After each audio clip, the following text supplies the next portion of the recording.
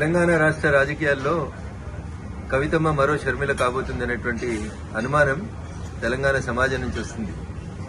ఎందుకంటే ఈ పంచాయతీ కుటుంబ పంచాయతీ, రాజకీయ వారసత్వ పంచాయతీ, ఆస్తుల పంచాయతీ ఎందుకు ఆల్ ఆఫ్ సడన్ గా కవిత గారు అమెరికాలో ఉన్నప్పుడు మే 2వ తారీఖున రాసినటువంటి లేఖ ఇంతగా ప్రజల్లో చర్చనీయాంశం అవుతుందంటే ప్రజల ఆలోచన లోపల ఒక అర్థం కనబడతా ఉంది స్పష్టంగా. టీఆర్ఎస్ పార్టీ చేసినటువంటి ప్లీనరీలో తన రాజకీయ వారసులు కేటీఆర్ అని కేసీఆర్ చెప్పిన సందర్భంలో కవిత కాంగ్రెస్ ఫోల్డ్లోకి ఏమన్నా వెళ్ళినటువంటి అవకాశం కనబడుతుందా?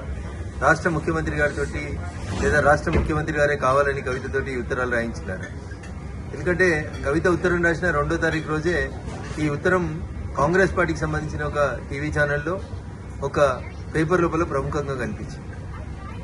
ఈ పరిణామాల తర్వాత కేటీఆర్ గారు హరీష్ రావు గారి ఇంటికి వెళ్లడం, బాబా బామ్మరుదులు ఇద్దరు ఒకటనేటువంటి ఒక మెసేజ్ని బయటికి పంపడం, తనను ఒంటరి చేస్తున్నారు, బయటికి పంపిస్తున్నారు అనేటువంటి ఆలోచన వచ్చిన తర్వాత కవిత తప్పనిసరి పరిస్థితులలో కాంగ్రెస్ ఫోల్డ్లోకి పోయిందేమో అనేది తెలంగాణ ప్రజల అనుమానం. ఇక భారతీయ జనతా పార్టీ గురించి, మా పార్టీ గురించి కవిత మాట్లాడడం ప్రజలలో జరుగుతుందే వాస్తవాన్నే కవిత చెప్పింది. ప్రజలలో భారతీయ జనతా పార్టీ రోజు రోజుకు బలపడుతుంది. వచ్చే ఎన్నికల తర్వాత భారతీయ జనతా పార్టీ రాష్ట్రంలో అధికారంలోకి రాబోతుంది. ఈ విషయాల్ని దృష్టిలో ఉంచుకొని భారతీయ జనతా పార్టీ, బీఆర్ఎస్ రెండు కలిసి ఏదో చేయబోతున్నాయని ప్రజల్ని నమ్మించుతుంది. పోయిన ఎన్నికల కంటే ముందు పీసీసీ అధ్యక్షుడిగా ఏ ప్రయత్నాలను అయితే రేవంత్ రెడ్డి గారు కొనసాగించారో ఈ రోజు ముఖ్యమంత్రిగా కవితను మరొకసారి ఎట్లా పావుగా వాడుకుంటున్నారేమో అనేది తెలంగాణ సమాజం ఆలోచిస్తుంది. నాకున్నటువంటి అనుమానం కానీ, నాకున్నటువంటి సమాచారం కానీ, ముందు కవితతో పార్టీ పెట్టిస్తారు, తర్వాత వచ్చే ఎన్నికలకు వచ్చేసరికి కవిత షర్మిల గారి లాగా కాంగ్రెస్ పార్టీ అధ్యక్షురాలు లేదా కాంగ్రెస్ పార్టీతో పొత్తు పెట్టుకోవడమే చేస్తుంది. ఇది గతంలో ఈ రాష్ట్ర రాజకీయాల లోపల ఇట్లాంటి ఒక ప్రయోగం చేస్తే బాగుంటుండే అని నేను చెప్పలే. టీఆర్ఎస్ సిద్ధాంతకర్త అని చెప్పుకుంటే ఆయన మొన్న ఒక టీవీ ఛానల్లో చెప్తాడు, 2018 ఎన్నికలప్పుడు కేసీఆర్ హరీష్ రావు తోటి ఒక పార్టీ పెట్టిస్తే మంచిగుంటుండే, ఆ పార్టీని ఎన్నికలు అయిపోయినాక మళ్ళీ మెర్జీ చేసుకుంటే బాగుంటుండే అనేది టీఆర్ఎస్ పునాది నేనే అని చెప్పుకునేటువంటి ఒక సిద్ధాంతకర్త మొన్న ఒక టీవీ ఛానల్లో మాట్లాడుతూ చెప్పింది.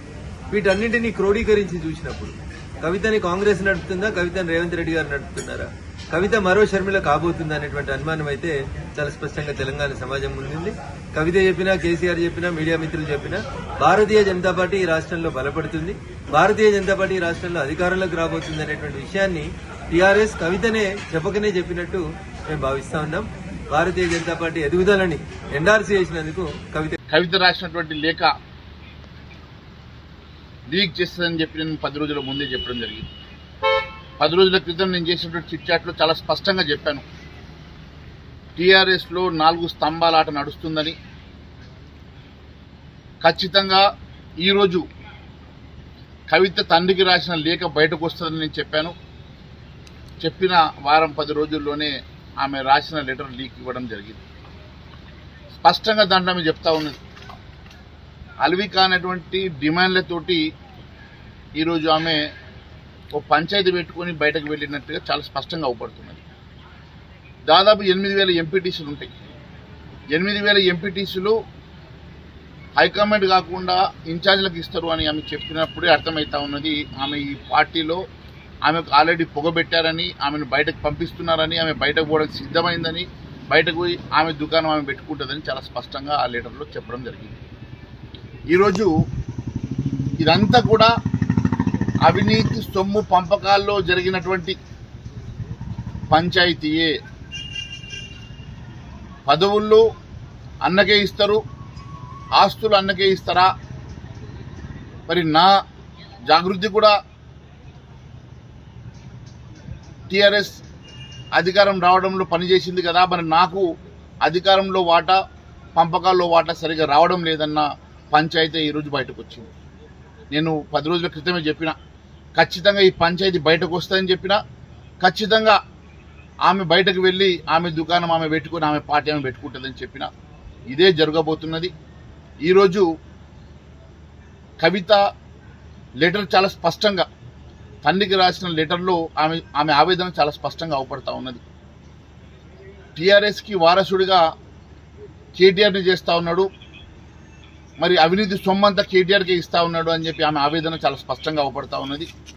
ఖచ్చితంగా రేపు జరగబోయేటువంటి ఈమె బయటకు వెళ్ళిన తర్వాత మళ్ళీ అతి త్వరలో ఇంకొక ప్రకంపనం కూడా టీఆర్ఎస్ జరగబోతుంది. బీఆర్ఎస్ లో రాజకీయ కలకలం రేగుతున్నట్టుగా కనబడుతున్నది. కవిత గారు రాసినట్టుగా ప్రచారం జరుగుతున్న లేఖ వాళ్ళ పార్టీ అంతర్గత అంశమైనప్పటికీ కూడా అది కాంగ్రెస్ పార్టీ ఏదో చేసింది అని చెప్పినట్టుగా బీఆర్ఎస్ మిత్రులు మాట్లాడడం అనేది హాస్యాస్పదం. కాంగ్రెస్ పార్టీకి ఇలాంటి ఫేక్ న్యూస్ను, లేఖలను ఇతర పార్టీలకు సంబంధించిన అంశాల విషయంలో కల్పించుకోవడం అనేది కాంగ్రెస్ పార్టీ చెయ్యదు. ఒకటి.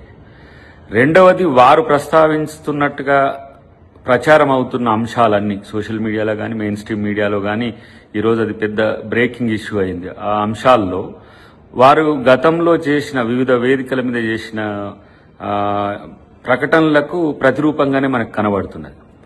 ఒకవైపు రెండవ నాయకుడు లేకపోతే ద్వితీయ శ్రేణి నాయకత్వం వంశంలో బీఆర్ఎస్ కొంత తడబడుతున్నది. కొడుకున అల్లున్నా అనే దాని దగ్గరనే తడబడుతున్న క్రమంలో తన అస్తిత్వం అనేది, రాజకీయ అస్తిత్వం అనేది ప్రశ్నార్థకం అవ్వడమా, లేకపోతే ప్రత్యామ్నాయ ఏర్పాట్లు కవిత గారు చూసుకోవడమా అనే దిశగా చర్చలు జరుగుతున్నాయి ఈ మధ్య కాలంలో. సో వరంగల్ సభ దానికి వేదికగా కావడం అనేది ఇప్పుడు వాళ్ళ మధ్యన చిచ్చు రేగుతున్నట్టుగా కనబడుతున్నది.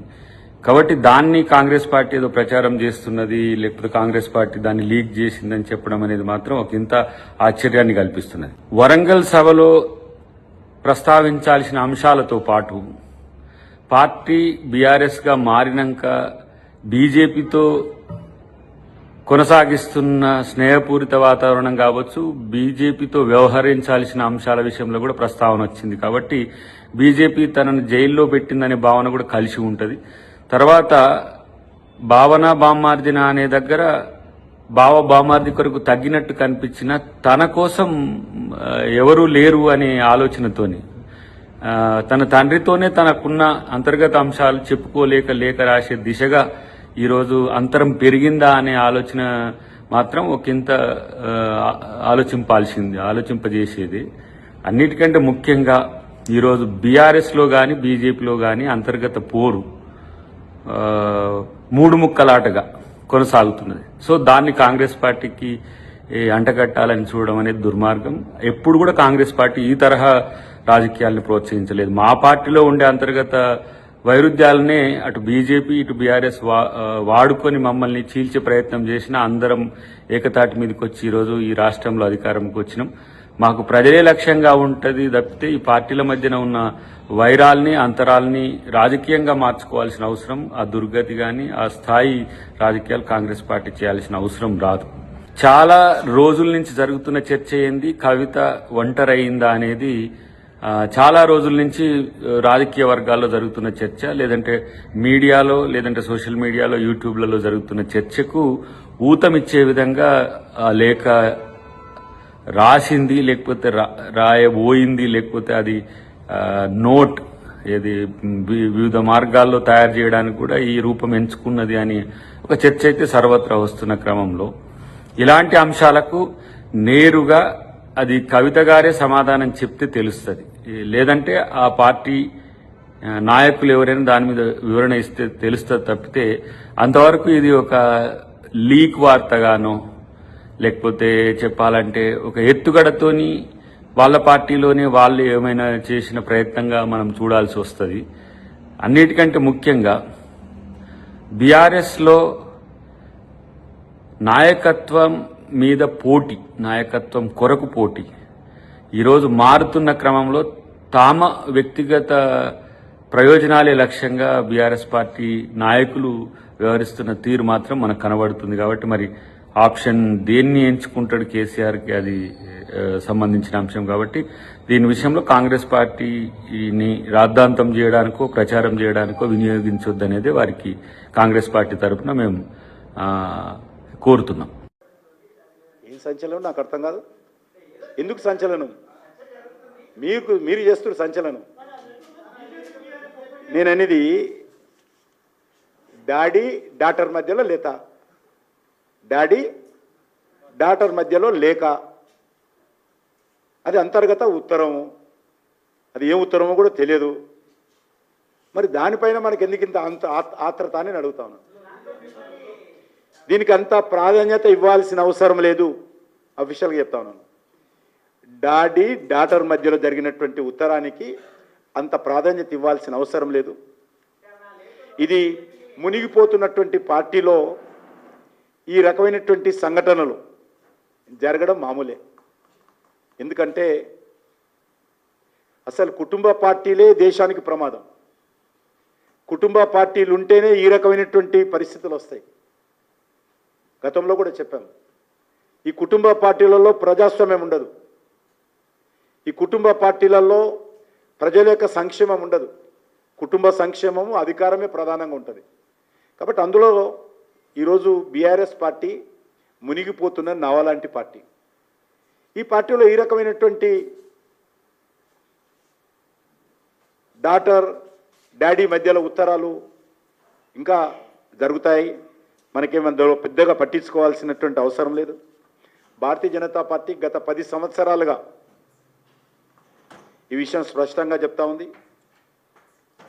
ఈరోజు కుటుంబ పార్టీలు ప్రజల కొంపలు ముంచుతాయి అనే విషయం ముందే చెప్పాము. ఇది మనకు కనిపిస్తూ ఉంది. డాడీ డాటర్ ఉత్తరం ఒక డ్రామా. అందులో ఏ కంటెంట్ లేదు. నేను చదివింది అది. మరి ఆ కంటెంట్ ఏందో నాకైతే అర్థం కాలేదు. ఆ ఉత్తరం ఎందుకు రాసిందో అర్థం కాలేదు. డాడీ డాటర్ మధ్యలో మాటలు లేవనే విషయం ఇప్పుడే తెలిసింది. మేము ఇన్ని రోజులుగా చెప్తా ఉన్నాం, కేసీఆర్ ఏ రోజు కూడా ప్రజా సంఘాలను కానీ, రైతు సంఘాలను కానీ, రైతు కూలీ సంఘాలను కానీ, విద్యార్థి సంఘాలను కానీ, యువజన సంఘాలను కానీ, మహిళా సంఘాలను కానీ ఈ రోజు కలవలేదు. సొంత పార్టీ ఎమ్మెల్యేలను కలుస్తాడో తెలియదు, నాకు తెలియదు. అది కూడా అంతంత మాత్రమే. ప్రతిపక్ష పార్టీలో నేను కూడా ఆయన ముఖ్యమంత్రిగా ఉన్నప్పుడు సుమారు 14 సంవత్సరాలు ఎమ్మెల్యేగా ఉన్నాను. 10 సంవత్సరాలు ఎమ్మెల్యేగా ఉన్నాను. నేను టోటల్గా 15 సంవత్సరాలు. ముందు 5 సంవత్సరాలు, 15 సంవత్సరాలు, 5 సంవత్సరాలు అనేక మంది ముఖ్యమంత్రులు రెగ్యులర్గా అపాయింట్మెంట్ ఇచ్చేవాళ్ళు, కలిసేవాళ్ళు. ఈయన అపాయింట్మెంట్ ఇవ్వలేదు ఏ రోజు కూడా.